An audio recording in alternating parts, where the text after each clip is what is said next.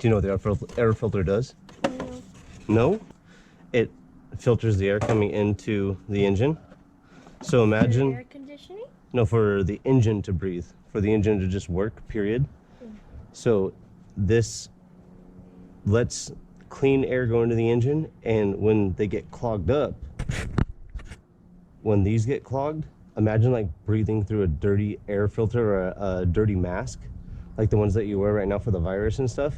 Yeah. How clogged it would get and how hard it would be to breathe. That's how the engine feels too.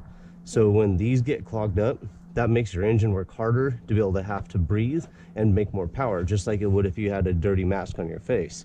So that's why it's important to change these. So something like this should be done about every 25 to 30,000 miles.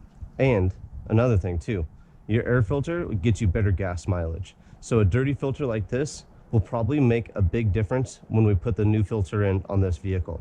So this will probably save her more money in the long run on the gas, and it's just better, makes the engine run a lot easier. Cool? What filter should we do next?